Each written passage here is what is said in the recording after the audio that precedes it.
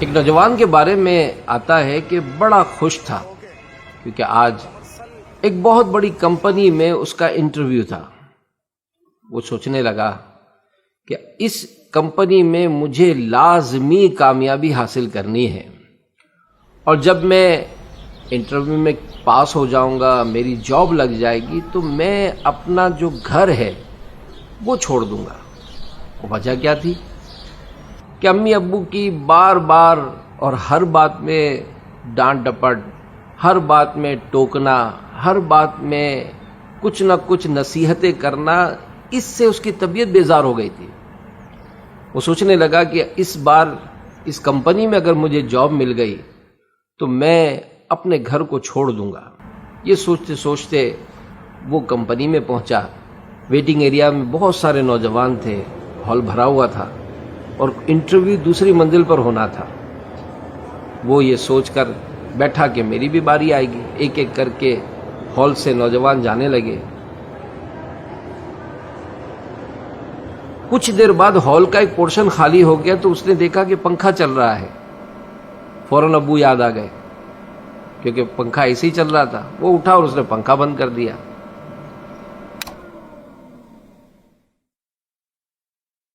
باہر نکلا تو ایک ٹیبل پر کولر رکھا ہوا تھا جس سے نل سے پانی ٹپک رہا تھا۔ فوراً اس کو پھر ابو یاد آ گئے۔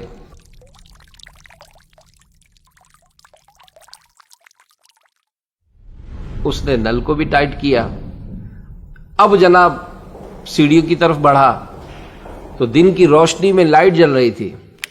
حسب عادت اس نے لائٹ آف کی۔ پہلی منزل پر پہنچا تو راستے میں جگ اور گلاس رکھا ہوا تھا۔ یہ سوچ کر کہ کہیں دوسروں کو ٹھوکر لگے گی تو زخمی نہ ہو جائے، اس نے جگ گلاس اٹھا کر ٹیبل پر رکھ دیا۔ دوسری منزل پہ پہنچا تو دیکھا کہ راستے میں کرسی رکھی ہوئی ہے اور سارے لوگ بج بج کے اس سے نکل رہے۔ اس نے کرسی کو اٹھا کر میز کے قریب رکھ دیا۔ خیر اوپر کے ہال میں پہنچے تو یہ دیکھ کر اس کو بڑی مایوسی ہوئی کہ جتنے بھی انٹرویو دینے والے تھے وہ اندر آفس میں جاتے فوراً باہر آ جاتے، اندر آفس میں جاتے فوراً باہر آ جاتے۔ ایک نوجوان سے پوچھا کہ کیا انٹرویو نہیں ہو رہا؟ تو اس نوجوان نے کہا کہ نہیں، آج انٹرویو نہیں ہو رہا، صرف فائلیں جمع کی جا رہی ہیں۔ اس کا دل ٹوٹ گیا کہ آج بھی میرا سلیکشن نہیں ہوگا۔ خیر جب آ ہی گیا تھا تو یہ بھی اندر پہنچا، اور اندر پہنچ کر اس نے اس آفیسر کو فائل دی۔ اس نے جیسے ہی فائل چیک کی تو اس سے کہا کہ آپ ہمارے یہاں کب سے جوائننگ دے سکتے ہیں؟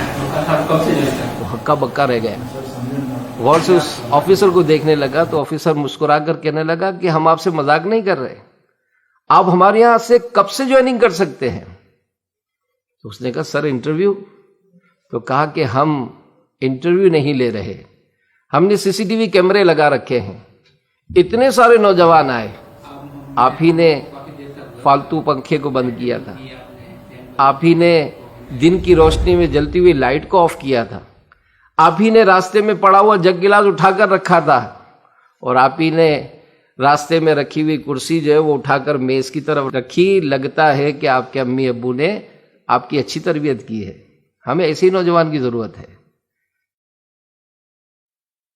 سوشل میڈیا کے ناظرین، یہ بھی زندگی کا ایک انداز ہے کہ ایک شخص تو خود سوچتا ہے کہ میں کسی کے نہ مانوں، اور ایک وہ شخص جو اپنے خاندان میں اپنے بڑوں سے اور اپنے اساتذہ کی دی ہوئی تربیت کو اپنی زندگی کا حصہ بناتا ہے۔ وہ زندگی کے کئی مراحل میں، بلکہ اگر یوں کہا جائے کہ ہر مرحلے میں کامیابی حاصل کرتا ہے، کیونکہ اس نے اچھے لوگوں سے اچھی تربیت حاصل کی ہے اور اس اچھی تربیت کو اپنی زندگی کا حصہ بنایا ہے۔